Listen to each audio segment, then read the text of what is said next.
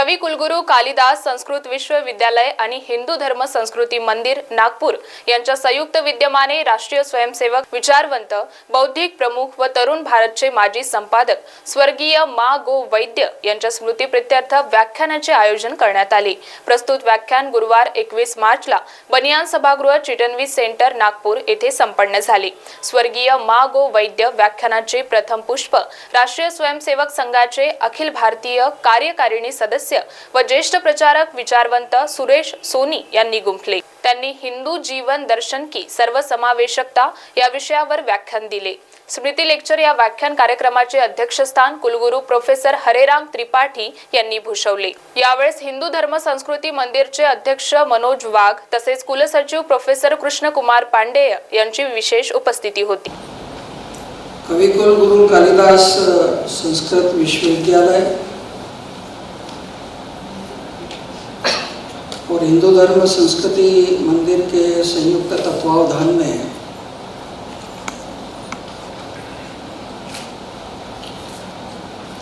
स्वर्गीय मा गो वैद्य जी की स्मृति में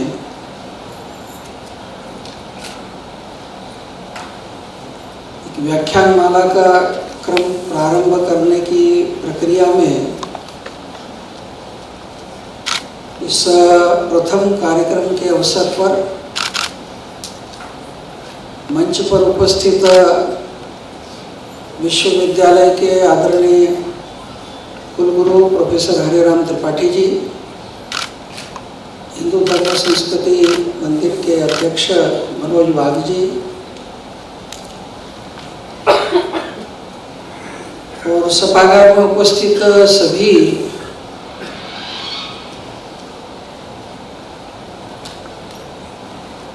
विद्वत बहनों तथा भाइयों,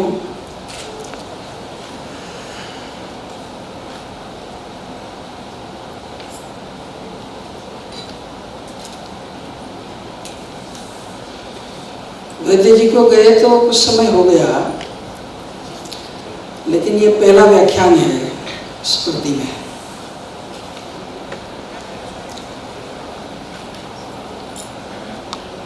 और मुझे भी जीवन में उनके साथ कुछ बात करने का, कुछ साथ में काम करने का अवसर प्राप्त हुआ। कभी एक गीत सुना था कि आते हैं लोग जाते हैं लोग जैसे पानी के रेले, जाने के बाद आती है याद। तो स्मृतियां तो सबकी आती है, लेकिन कुछ स्मृतियां पानी के ऊपर जैसे लकीर रहती वैसी रहती है, आती है और विस्मृत हो जाती है। और कुछ स्मृतियां पत्थर की लकीर जैसी बन जाती है, जो हमेशा बनी रहती है। और जो स्मृतियां ऐसी बनती हैं वो जीवन एक साधना का, एक तप का जीवन होता है।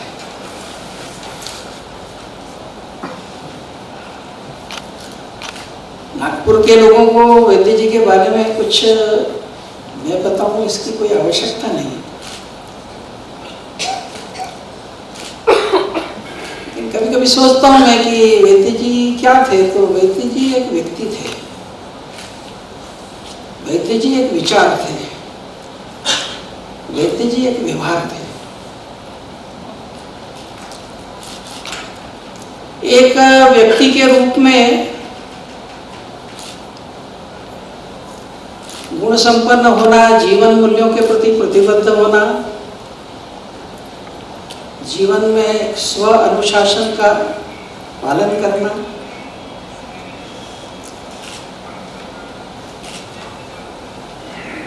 और जीवन जो है वो समाज और राष्ट्र के लिए सार्थक बने। तो वैद्य जी ने एक व्यक्ति के रूप में एक सक्रिय, सार्थक और प्रेरणादायी जीवन जिया।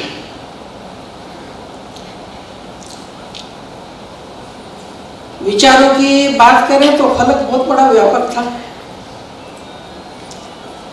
दर्शन हो, धर्म हो, संस्कृति हो, सभ्यता के विषय हो, राजनीति हो, आजकल चलने वाले उस समय के घटने वाले घटनाक्रम हो, तो सब पर लिखते थे। और इसलिए तात्कालिक विषयों से लेकर के गंभीर तलस्पर्शी लेखन तक उनकी लेखनी की गति थी। लेकिन एक विशेषता थी, जब गंभीर लेखन लिखा जाता उसमें तो ठीक है, तत्व की बात रहती है, और जब तात्कालिक विषयों पर करते हैं तब तात्कालिक स्थितियां ही हावी रहती हैं। उनकी विशेषता कुछ दूसरी थी।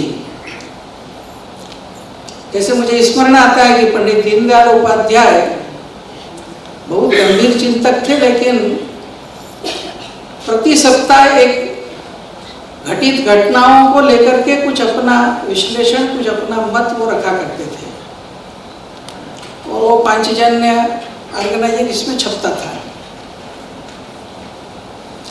आगे चल करके वो जो तात्कालिक विषयों पर लिखे गए लेखों का संकलन करके एक पुस्तक छपी पॉलिटिकल डायरी के नाम से,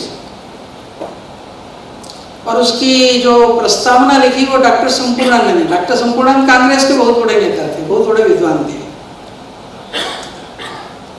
तो संपूर्णानंद जी ने उसमें लिखा कि एक विशेषता इन लेखों में है कि ये लेख हैं तो तात्कालिक परिस्थिति के विवेचन के लिए, लेकिन प्रत्येक लेख के अंदर एक शाश्वत विचार, शाश्वत अधिष्ठान उसके साथ जुड़ा रहता है, उसको छोड़ करके वो नहीं होता है। तो यही विशेषता और वैद्य जी के लेखन में भी हम पाते हैं।